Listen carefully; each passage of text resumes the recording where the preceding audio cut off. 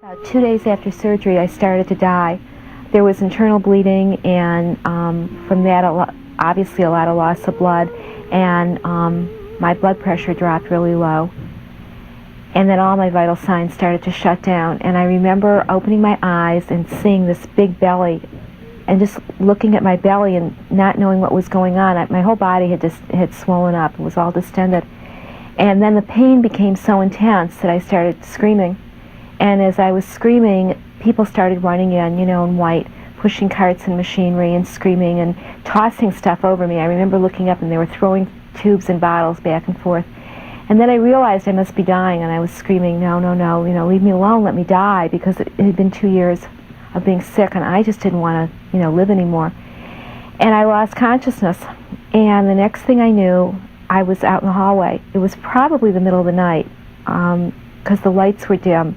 I looked back and forth and I didn't see anybody, and then it hit me that I wasn't supposed to be out in the hall. And I figured if they caught me out in the hall, I'd get into trouble. So I turned around to move back into the room, and then I realized something was really weird, because I was looking into a PA speaker. Now this PA speaker was up near the ceiling, and I was looking directly into it. And I knew when I came into the hospital that that speaker was at least 3 feet above my head. So then I knew something was really strange. And I moved back into the room, and I looked down into the circle bed, and I saw my body. It didn't bother me. I was very peaceful. I was very calm. It was okay that she was down there and I was up where I was. The only thing I remember at that point was laughing, because I had tape wrapped around my nose. It was just strange to see my body like that with this tape, and just hanging out with her for a while. It certainly wasn't me anymore. I had no problems with the separation. And then the next thing I knew, I was in total blackness. And I remember thinking, well, either my eyes aren't working or I'm in darkness. And as I thought that, I felt hands come around the back of me and pull me into this warm, soft, lush love, which was my grandmother. She had been dead for 14 years. Now, when she died, I thought that was it. It was over. I never gave much thought to the fact that when people were dead, they were dead. But I also had absolutely no doubt at that moment I was with my grandmother. And as I realized that, I also realized that everything I had ever believed was just a belief, that now I was in touch with reality, and reality was that my grandmother and I were together again. And as I thought that, it was like every memory we had of each other came alive again. And all this love that we had for each other just embraced us and was us. And I stayed with her for a while, and then started moving again through this darkness. And as I looked through this darkness, I could see energy churning. And the energy was moving through the blackness, and light was coming out. And the light was moving down to the end of wherever I was going, and it was forming the light. And I wanted to get to it. I could not only feel the light, I could hear this low droning noise that was beckoning me to the light. But at the same time, my hands were becoming really big. My hands were expanding, and I became fascinated by that. And the next thing I knew, it was morning. I was back in the circle bed. 2 nurses were in my room opening the drapes. And I tried to tell them that I had left the bed, and they told me I had hallucinated. A week later, I had been rotated face down, and that's really uncomfortable, lying on this bed, because there's practically no mattress at all. It's just a suspended canvas, and I only weighed 85 pounds at the time. That's 35 pounds less than I weigh right now. So I was very skinny, and I was very uncomfortable, and the button for the nurse fell away from the bed, so I couldn't hit the button to call the nurse, and the door was closed so nobody could hear me. And I started calling, and then I started screaming, and then I became hysterical. And as I became hysterical, I separated again from my body. I left the bed. This time I was totally alert, and I watched it happen. I watched my body move away in the circle bed, and I looked down. I was back up in the blackness, and I looked down, and my body was in that circle bed in like a bubble, and crying hysterically. And then I looked out into the blackness, and there was another bubble, and in it was me at about a year old, face down in my crib crying, just as intensely. And I kept looking back and forth between the two scenes, because I was, obviously confused. And about the 3rd time I looked back and forth, it hit me. There was a very strong presence of this being that was an energy or a force, certainly not an old man with a long white beard, but an energy that just moved through me and was still it. that was just pure love. If you took the love I felt for my grandmother and you multiplied it by about 1 million, maybe that you could get the intensity of this love. It was very warm and very, it held me up. And as I realized that, I had been an atheist until that moment. But one night after AA, I went to get in my pickup and put the key in the door, and she swerved over and hit me at 35 miles an hour. Now what I'm told is that I went up in the air, and then she came back underneath me, and when I came down on her hood. And then I bounced up and hit her windshield and broke it. Then I did cartwheels off the back of the automobile. It was a 98 Cadillac Eldorado is what she hit me with. And it was 85 feet from point of impact to where she left me in the ditch. And the lady that seen it called 911, told them where I was at, and jumped in her car and took off after her and followed her out to the town pump out here on Dewey Boulevard. That's where they caught up to her. That was her 5th DUI. And I don't remember anything past there until I woke up in the hospital 28 days later in St. Patrick's Hospital. But during that time, well, let's see, I was on life support for 14 days because I wouldn't breathe on my own and stuff. And they put me on life support to see if I would come around and come out of it. And thankfully I did. But I couldn't hardly move when I woke up. But the first thing I remember when I woke up was a nurse said, "Oh, you're awake." And I said, "Well, I prefer to be outside on the ledge with the birds." Because it was on the 5th floor, but the birds were down about the 1st floor. Or the 2nd floor, somewhere in there. And she said, "Well, there's no ledge out here and there's no birds." And I said, "Well, you better look out the window." So she went over and she looked out the window, and she was leaning over, and she started to say, "There's no ledge out here." And she said, "There's no," and then she stopped. She says, "Oh, there is a ledge down there, and there are birds landing on it." Then she turned around and just gave me this horrified look, because she knew that I hadn't opened my eyes in 28 days. And she ran out of the room. Well, I closed my eyes with the hope that I would go back out on the ledge with the birds, because that's the first place I went when I left my body. I was outside the hospital, and it's really different. I can't say it's strange, but it's different being in your spiritual body. Because if you're in your physical body and you want to go sit down, you think to yourself, "I'm going to go sit down," or that thought enters your mind, and you have to walk over and sit down. Well, in the spiritual body, the thought enters your mind, you just automatically go and sit down. Your body just moves. You don't have to walk anywhere. And I went and sat down with the birds, and a bird landed like right here next to me and walked right through both of my legs. And it was at that point that I noticed something was coming, and then something else was coming, and something else was coming. And when these 3, I call them angels because I don't know what else to call them. When these 3 angels got there,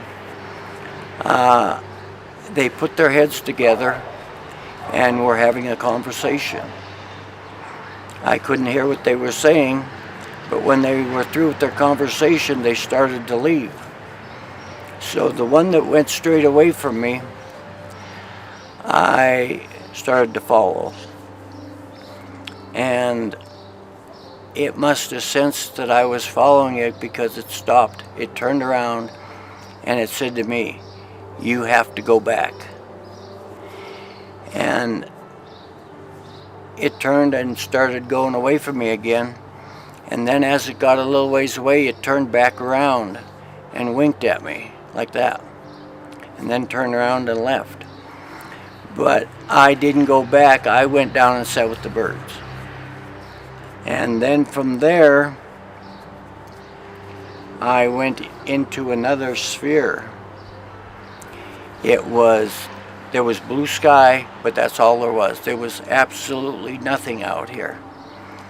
And a black man walked out, and you could tell he was a black man, but very beautiful. The angels that came were very beautiful. And this black man walked up to me and said, "You have to go back now." And then I left, and I was back at the birds, and evidently I went back into my body, because when I woke up there I was. But that was the extent of my gallivanting around while they were trying to keep me alive in the hospital. I checked into the hospital the day before the surgery, and it was December 1987 when this occurred. They were going to conduct a myelogram, which is a test where they inject iodine dye into the back of your neck, in my case, and they have you laying on an x-ray table, and they then tip the x-ray table so that the dye will flow down your spinal cord to determine whether the spinal cord was damaged when the disc blew out of the lower back area. So they proceeded to start with the testing, and they asked me to hold really still, because they said once they inject the dye into my neck, if I moved at all, that I would suffer from really bad headaches for quite a few months afterwards. So I was laying very still on the table, and the neurosurgeon and the orthopedic surgeon that were going to be doing the surgery the next morning were in the room when this test was going to be done. It was lucky that they were there, because the person who had his finger on the x-ray table was pushing the wrong button. The x-ray table tipped the wrong way, which caused my head to be lowered below my feet. And that caused the dye that they'd just injected into the back of my neck to flow into my brain area, and it very quickly caused me to lose consciousness. And when I lost consciousness, I went up on the ceiling. As I looked down at my body and saw the top of the heads of everybody in the room, I wasn't startled or upset or frantic or panicked. It was a very calm, it was a very wrapped in love feeling up there, like you were in the warm blanket and everything was fine. And I looked down at my body on the x-ray table, and I could hear the x-ray technician next to me calling code blue. I actually didn't know what code blue meant, but I said, if I'm up here on the ceiling and my body's down there and he's calling, frantically code blue, I think I just died. So there wasn't any alarm or worry or panic. It felt very comfortable. In the next second, when I saw that everything was going into very high-speed resuscitation efforts down below, it seemed really obnoxious, actually, with everybody kind of yelling at each other and moving very quickly. And there was a presence next to me on the ceiling, and that presence felt huge, loving, and accepting of me. And the feeling that I felt with that presence felt as though I had been part of that presence, and it had been part of me for eternity. It was unbelievable to feel that love and that acceptance and that degree of intensity that I had in those moments with this presence next to me. And I began talking to the presence and saying, I really want to go back. I want to go back for my 5-month-old daughter, and I want to go back for my 8-year-old son. If I leave them, if I leave their lives in this way, if I leave them at this time, then they will not grow up to be the human beings that they could be if I was contributing to them. And I really want to go back to be with them. Please, could I please re-enter this life? On top of that, I also knew up there on the ceiling what my plan was for my life, what my purpose was. And I said to the being, I haven't completed my purpose, and I really want to go back into my life to be able to do that, to do what I had planned to do.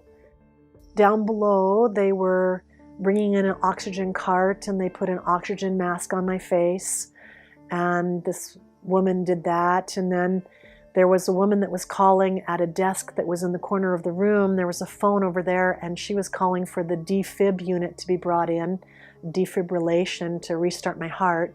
In the midst of watching everything unfolding in the CPR and the resuscitation, there was this man that came in, and he had a small box that he placed on a shelf next to the x-ray table. As I was talking to this being, I was watching this man, and I didn't actually know what he was doing. I moved instantaneously from the ceiling to right in front of the box, and he flicked a little lever on the side of the box, and it turned on a green light inside the box, and it made the box start making a monotone sound. And the little green light traveled across the screen in a straight line. All of a sudden, I realized, oh, this is supposed to be going like this, and it was not registering that I had any heart rate. And when I realized it was a heart monitor, then I was instantaneously moved back up on the ceiling again, and then had the view down of my body on the x-ray table and above everyone looking down at their heads, and the whole spread out of the room. So that was very interesting. So I saw my own flat line, and what the doctor did, the orthopedic surgeon, he stepped forward 2 steps. He said, stand clear, to the people who were doing the CPR and were around the head of the table. And they backed off, and he just took his fist and he arched it from over his head and from behind his back, and he just pounded the center of my chest. I watched that from up above, and I watched my body react to that blow, but of course it did not restart my heart. And he then arched his arm back again and struck my chest the second time. And when he struck my chest, my eyes simply shut from up above, and I blinked open my eyes, and I was looking straight into his face. He stepped backwards, and the people around the table were stepping back in to stabilize me, and I started talking into the oxygen mask. I was very alarmed because I couldn't explain what had just happened to me, and I was asking that question, what just happened? What just happened? The nurse leaned over me and she said, please don't talk, we need to stabilize you. So I had to wait for about 20 minutes until they took the oxygen mask off, and I then started blurting out, what just happened? I was up on the ceiling, I could see everything, I could see what we were doing. And the neurosurgeon, he ended up saying, oh brother, really sarcastically. And that caused me to want to be believed. So I said, no, I actually was on the ceiling and I could see everything. And she's the person who brought in the oxygen cart and connected it up to my face. And that man brought in the heart monitor, and I actually watched it flatlining. Then you said this to him, and he said that to you, and I explained the conversation that the two doctors had been having just before they did the precordial thump. You said, stand clear. You stepped 2 steps forward, and you struck me in my chest, but it didn't work the first time, and the second time that you struck me, then I came back. I was up on the ceiling. And the neurosurgeon had, by this time, since it had taken me so long to kind of tell all that, had turned white, and he just looked with this look of shock. And then he just said, I'm not going to stand here and listen to this. And he stormed out of the room. But the rest of the people, all the support staff and the orthopedic surgeon, they stayed in the room. And the orthopedic surgeon continued to talk to me and say, what did you feel and how did you feel? And he asked me questions and I answered them, and everybody listened. And then after they stabilized me further, they put me on a gurney and they sent me up to a private room. The first thing I was aware of later on was looking up and seeing the surgeon and hearing him say, pity you were 2 late, chaps. And he took off his mask and went off. And I was a bit concerned because I had all my faculties were still there. And then I became aware that I wasn't looking at the surgeon from the operating table, but I was way above looking down, and he was chatting and they were closing the place up and putting lights out and all that sort of thing. And I had this incredible experience of moving up into a misty sort of area and then becoming aware that I was in a tunnel. And it was totally peaceful. It was a place of absolute compassion, of understanding, of no coercion to do anything at all. And I became aware actually that I wasn't me. I was a long tube with rounded ends, and this tunnel started to form around the mist. And as soon as I was aware of that, the tube started to move up the tunnel. There was a big light at the end. And it came to rest just at the end of the tunnel. And I got out. I was no longer the tube. I was a sort of virtual baby in nappies, if you like. A symbol of total innocence, but completely without fear, and very curious about the light. And then this experience starts getting trite, because I didn't really have the language to describe it. But I got out and I went into this area of lighter area, which was sort of floored like alabaster marble and vague colours and movements and there were beings, not that I could see, but that I was aware of. And they were completely compassionate, loving, incredibly caring beings. And they said, this is the entrance to, and the wording is difficult here, the entrance to our level of life, if you like. These are our concepts, and these are some of our concepts. And if you feel that you if you can contribute to them, or even if you can understand them, you're very welcome to come in. But they actually gave me all the experiences of all my lifetimes to make the decision whether to come in. And I looked at these concepts, and frankly, I didn't understand them. I thought, I just don't know enough. And I said to these, not said, but communicated to these amazing beings, I think I ought to go back. And then I was aware for the first time of the huge humour that's in the universe, and there was a sort of chuckle of appreciation. And the voices in unison said, we think you should. So I did. I got back into the tube and went hurtling down the tunnel, knowing that at the end of it, and the visual thing was shards of glass that I was going to have to go through and pain. And in the event, I just went through with no pain at all. And the next thing I knew was a voice saying, shouting, "Mr. Miller, are you in there?" And I wanted to communicate all this to where I'd been and what had happened, what a wonderful thing it was. So, having come back into my body,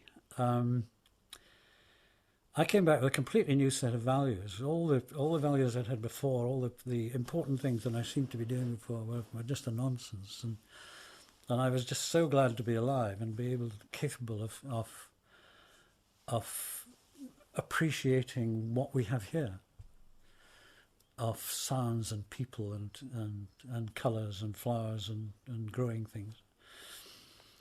And it was a fundamentally life-changing experience.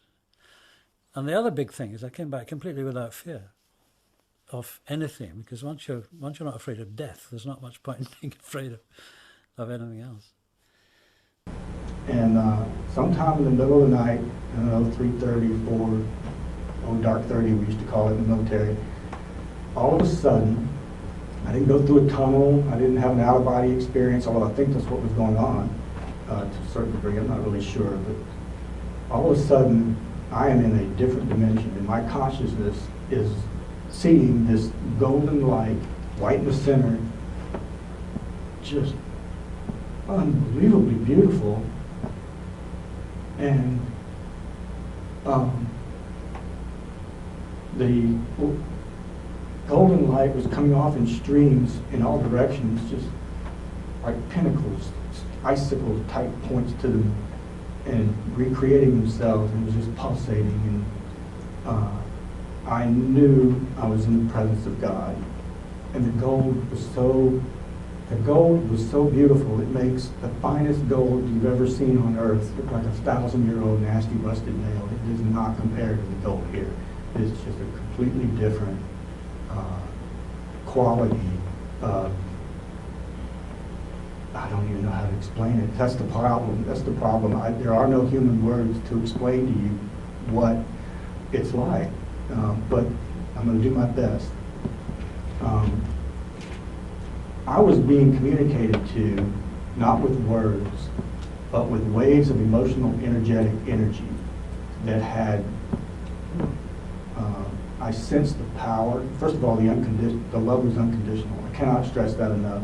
And I say that, and I don't mean to offend anyone who has a deep belief in the Christian religion, but that didn't, what I experienced, that love that I experienced, did not fit with the story I've been told of how Christianity works.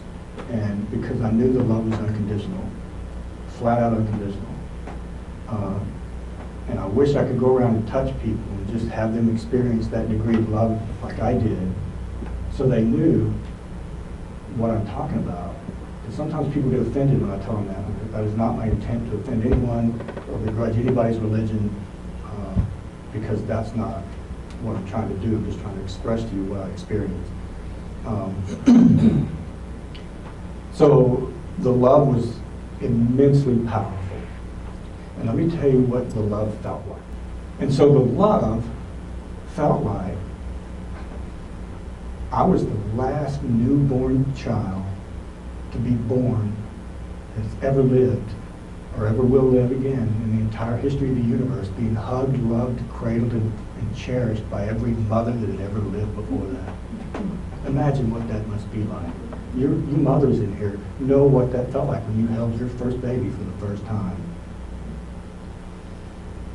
Imagine on the scale I just told you, and then realize that is nowhere near good enough to explain what happened. It was trillions and trillions of times infinitely more special than that. And I had no idea that I was that loved. And I know it's the same for each and every one of you. That's the unconditional love that was flooding through me, just, and if the light, I know this, that God was a being of light, pure consciousness. I don't know how to explain it all. I was just there trying to understand the power of everything that was going on. But if a being of light could do backflips with extreme joy and saying, wahoo, yes, he's home, let's have a party. That God was thrilled to see me again. Absolutely mind-bogglingly thrilled that I was there again. And it's going to be the same way for you when you go home. Speaking of home, I knew I was home. There was this energetic information of feeling like I was home. Like I had never had anywhere here or ever will. I was my source of origin, my point of creation. I knew I was in the presence of my Creator. I knew I am far more special than I had. I had no idea that, and we're all that way. It's the same for everybody. And some people don't like hearing this, but I think everybody gets in. And we have a life review process on the other side, and it's from more than one perspective. You won't just have it, like I told you when I was in the airplane, I had this perspective of being in the seat, but yet I had this other outside perspective going on, and I knew where everything else was. I could tell you where the debris was flying behind the plane while I'm sitting in it. How can you do that? You know, I had this bubble, 360-degree bubble vision. If you imagine yourself in a bubble and you can see every direction at once and know what's going on at an extreme detailed aware level. The Bible says, God says, I know the number of the hairs on your head. He's not kidding, okay? He knows the number of subatomic particles in the hair on your head, okay? And I say he, there was no sense of gender when I was in the light. It was just this exquisitely beautiful being of light with profound unconditional love.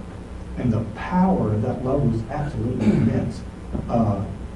And my best analogy for that is, and I said 3 words. I remember saying, because I was just in dumbfounded, flabbergasted awe, just extreme awe. Oh my goodness. I mean, I was like, I didn't know what else, it just came out, you know. It was just a reaction to what I was seeing, of just pure awe. And the instant the word goodness came out of my mind, or mouth, or what, I don't know, I suddenly knew goodness was a tangible, real thing, its own energy wave of frequency, and it was powerful too. But yet love was the most powerful. And then I understood all of a sudden there was this hierarchical aspect going with love being by far the most powerful thing that has ever existed today, or ever will exist. It's infinitely powerful. And then all of a sudden, after I said goodness, I experienced that, what that's like, and then I had joy, bliss, ecstasy, any kind of positive emotional experience you can think of to the extreme. To the point I thought I was just going to explode. I was just overwhelmed with wham, wham, wham, joy, bliss, ecstasy. Oh, wow. It was just one after the other. You're precious. The peace that I experienced on the other side is profound peace. I know what holiness feels like. I felt that. That's not just a word. It's a real experience that you will have again when you go home.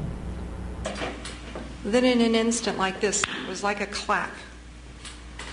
My consciousness was outside my body, and it was as if I were a ball of light about this high in the midst of the crowd. And it was as if I were not just conscious, I was massively conscious. It was as if by comparison I had never been conscious before. And I was pummeled with this tremendous input of all of the emotion and turmoil and drama of every individual in that crowd. And I was feeling their feelings as if I were them, and as if I were myself. Everything that they were feeling and thinking and knowing, I was completely aware of. And I followed their attention to a thing on the sidewalk. And I looked at that. The firemen were now straddling me. One was on one side trying to monitor the pulse, and the other one was, they had been administering oxygen. Now they were giving me mouth-to-mouth resuscitation. This was pre-paramedics. I followed their attention to this thing on the sidewalk and looked at the curve of the wrist, and I recognized it as my wrist. And I was horrified and appalled that that thing on the sidewalk was something that I had identified as myself all my life, that I had identified that as me. Because now suddenly it was nothing more than a blistered and bloated piece of meat.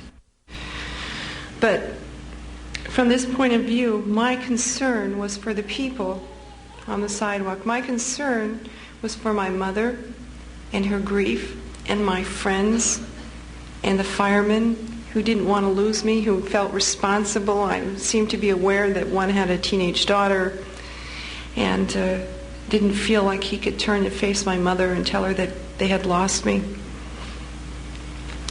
My concern was for a neighbor child that was coming out of a house, and he was going to walk down his driveway and see me on the sidewalk. And I love this child, and I didn't want him to see this body and think of that as being death. And I didn't want him to think that was me. I wanted him to know that I was free, that it was wonderful, that I was suddenly and massively alive compared to what I had ever been. So I was calling to my friends and to my mother and to the child's mother to please go and get this little boy so he wouldn't see me. And I was calling to them that everything is as it should be, that it was wonderful, that I was free, and that I loved them. And I realized that I had no mouth, no voice, that I had no place here in this physical realm anymore. And I called upon God to help me, to guide me. And with that, my consciousness turned away from the crowd. Please, I ask you to understand that the near-death experience, any person who tries to talk about it really is taking on an impossible task. I think there's just no way to talk about it, because all of our words are imbued with physical reality. All of our thoughts and our conceptions are imbued with developed in a place in which there's time and space, and in which we can only come to an understanding of things gradually, and in which we can only walk across a floor by taking one step after another. And all of those things relate to the physical reality. And I was in a realm of reality in which there was no time, and in which there was no space, and in which there was no limitation that we experience in this reality. And so therefore, any words that I use, I ask you to please understand, don't relate to the physical words. To see does not mean to see with physical eyes. To hear and to know does not mean to know in the way that we know physically. And as I pulled up away from the scene on the sidewalk, again I was consciously aware of moving up and what was beneath me, which is physically impossible. And I saw this one little place on the sidewalk. It's smaller and smaller, and a little valley in which it existed, and a little town, a city, and pulled way, way up until a point to where I saw the earth as a single living organic whole. And this was wonderful. This was so wonderful to me that I was overcome by the beauty of it, because I could see and feel and beat with the same heart as every individual that was living on this planet, as every amoeba that was swimming in the ocean. I could feel and hear the notes of this wonderful, grand, universal song that enveloped the whole earth. And I saw that we as individuals, as human beings, as human spirits existing in bodies, have a unique creative capacity on this plane of existence. And what makes us creative and very powerful is really the tone of our hearts. Not what we do, not what we owned, not what we know, but really the tone of our hearts permeates the stuff of all physical existence. And I saw this and felt this immediately, and I felt that nothing, and I knew nothing exists without a purpose or without a note to sing in this grand, single, universal symphony. And I began to sing my note. I began to sing, really, I am. That's the only words I can use. But it wasn't I am in the sense of self. It was an I am one and of you. I love you. I am connected to all of you and in harmony with all of you. And this was an expression of love and an expression of the divinity of all creation. From that point, I was aware that there was a light that was permeating and shining from the hearts of people, from individuals, and that permeated the whole planet. And I began to move towards that light, and I moved into a place that people report to be the tunnel. To me, it was simply a place of transition. It was as if there was a great amount of energy that was funneled into a narrow space. And I moved through this place, and I realized what moved me through this place was not what moves us physically. You know, when we move physically, we have an intent, and then we decide to take an action. We express that physically. What I found moved me through the tunnel was not an intent, not a decision, not a will, certainly not a physical being, because I was no longer a physical being. I was literally energy. But what moved me was love. And as I moved through this, I wondered, as I came to the end of it, if I would be alone. And then instantly, though the thought and the reality were one and the same, instantly I was merged with an uncle of mine who had passed on a year and a half before.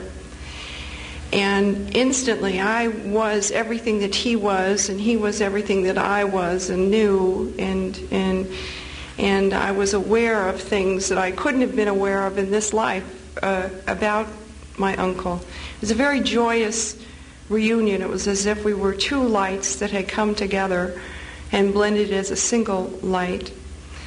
But although this was very joyous, this union with my uncle, to instantly be aware of everything that he was and knew and could be spiritually and intellectually and emotionally, my attraction really was for the love of all loves, for this great magnetic pull that I felt. And I moved through him. And I became aware also that he was quite shocked that I was there, because my mother could not endure my death at that point in time. But I also knew that everything was as it should be. I moved into what appeared to be a sea of light. It was as if every atom or molecule in this room had been electrified with love, with creative and very powerful love. We think of love as being something not powerful, but this love, I realized, was the greatest force of all things. And it was as if every atom were an individual and were singing and was welcoming me and was full of love.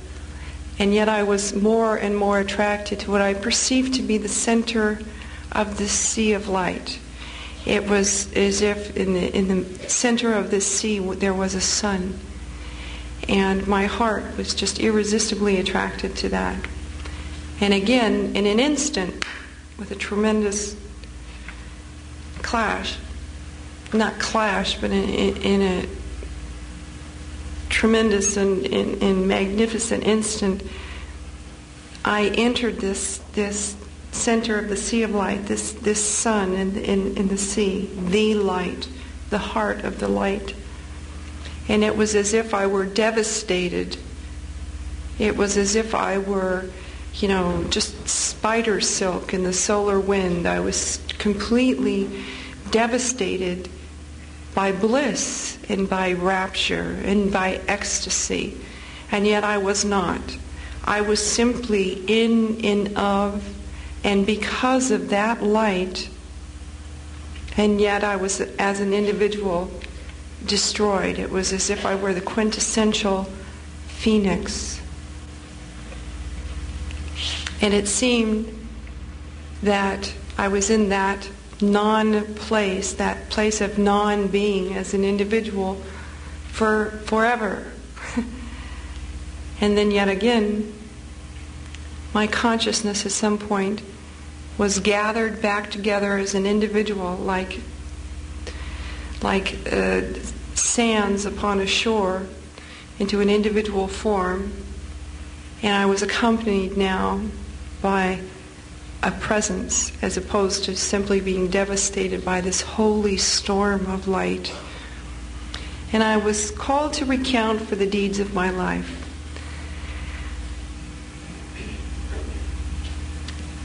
And this recounting for the deeds of one's life is not like we would think at all in terms of this life. Because what was important were the choices that I made. And what was more important than just the choices that I made were my motivations and my intents and really the state of my heart in doing any single action. And I realized in this, because I experienced sort of in a holographic awareness that was rather instantaneous, how every action that one takes is like a stone cast in the water.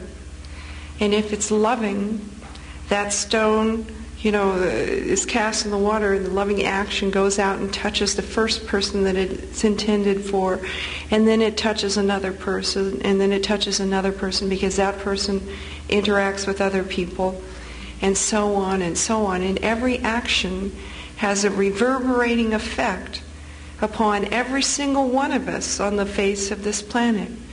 So if I had committed a loving action, it was like love upon light. A purely loving action was the most wonderful thing that I could ever have achieved in my life. This had more meaning than to have been a Rockefeller or President of the United States, or to have been, a great scientist and to have invented something just incredible. If I had committed a truly pure and loving action, it had reverberated throughout the stuff of every individual on the planet, and I felt that action reverberating through them and through myself. And I felt it in a way that is beyond what we can even feel ourselves on this plane of existence. And then I found myself as if my cup were filled in this presence. My capacity had been reached. I found myself on the other side of this light.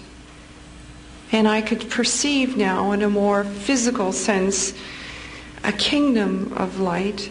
And I could see that there was a river running from where I was and this wonderful kingdom of light. And I could see that there were many people. It was populated by tremendous numbers of people. And I knew each and every one of them intimately, and I loved them all dearly. And they were waiting for me, and they were welcoming me, and they were busy, and they were working, and they were learning, and they were very much involved with us on this plane of existence, in that plane of existence.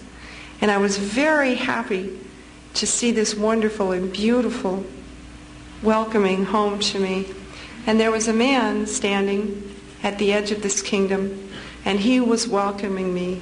Come home.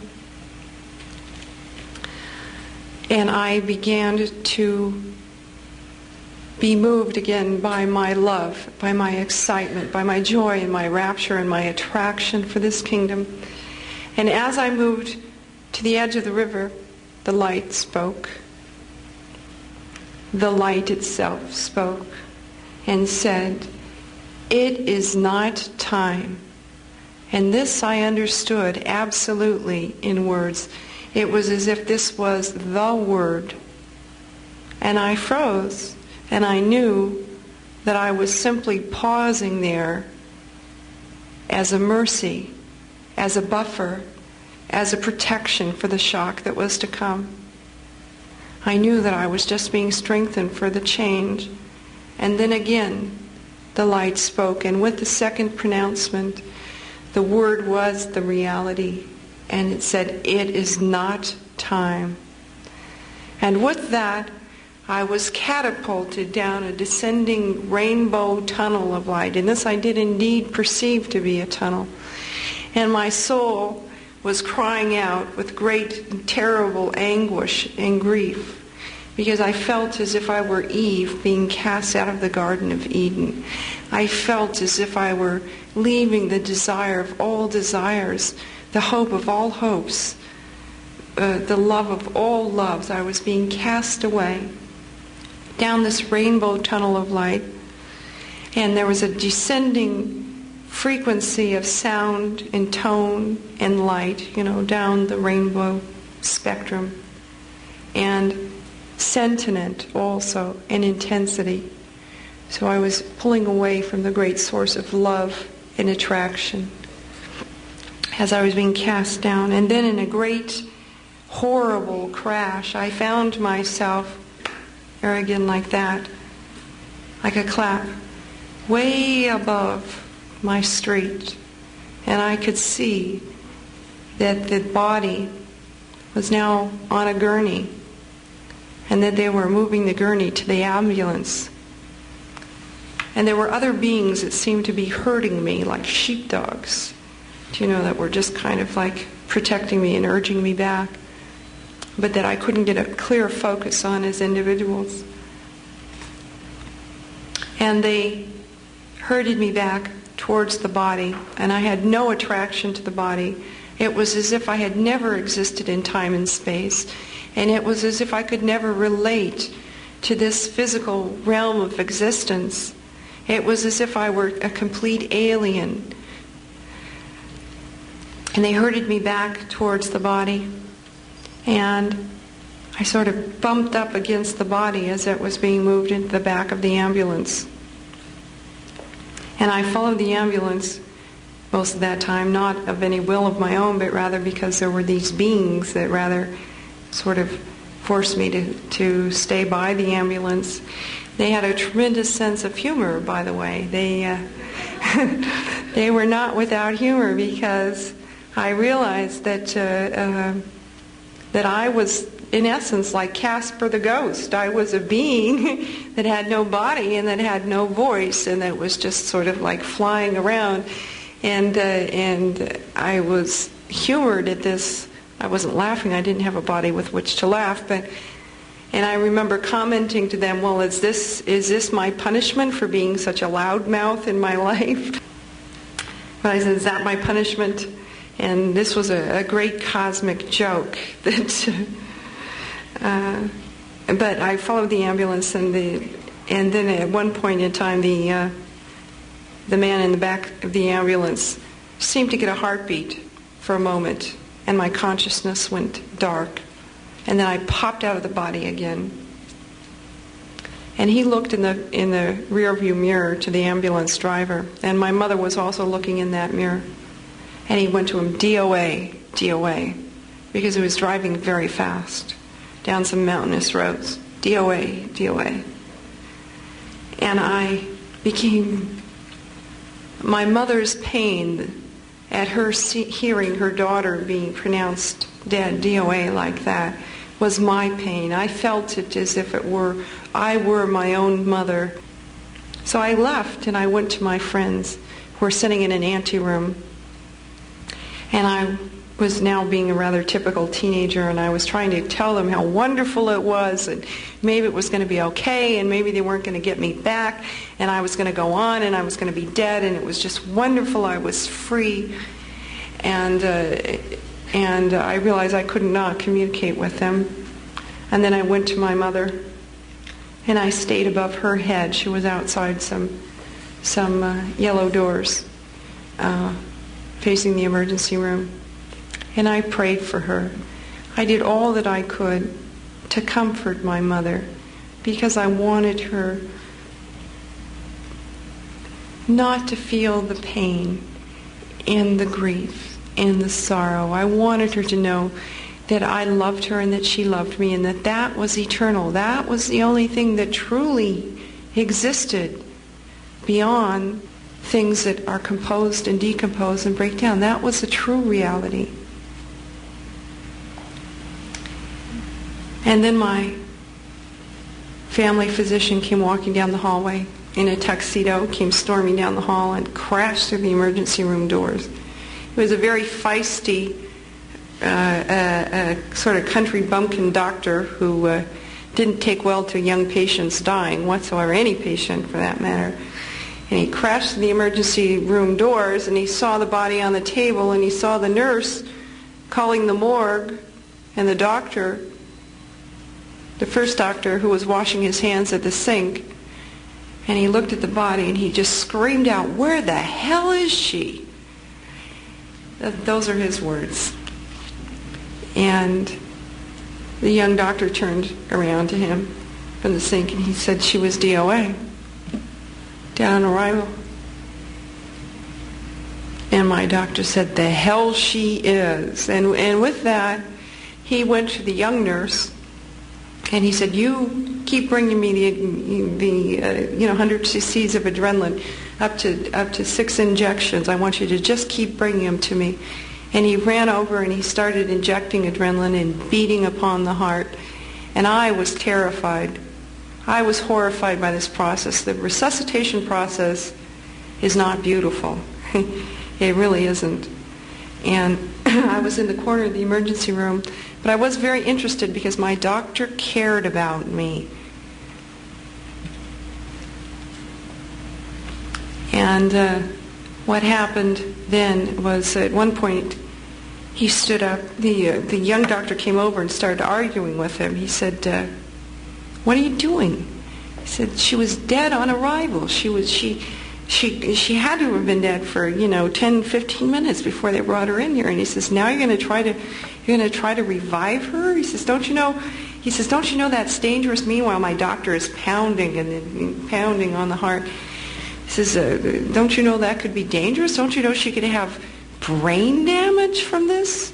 And my doctor stopped pounding for a minute and stood up. He says, "Well, what the hell? She can't be in much worse shape than she is now."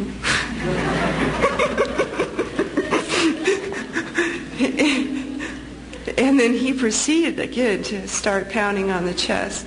And then the young doctor came over and started to help him, and the other nurse did too. And at that point in time, he wanted to, this is something, a medical procedure I had never heard of. He wanted to inject adrenaline into the heart, and he asked if there was a cardiologist on duty. And there wasn't. And then he let out a blue streak of swear words, cursing the hospital and whatnot. And he considered injecting adrenaline into my heart, but he realized he had no knowledge of exactly how to do that. And he was afraid that he would harm me, so he would decide he would try a couple more times and see what he could do without doing that.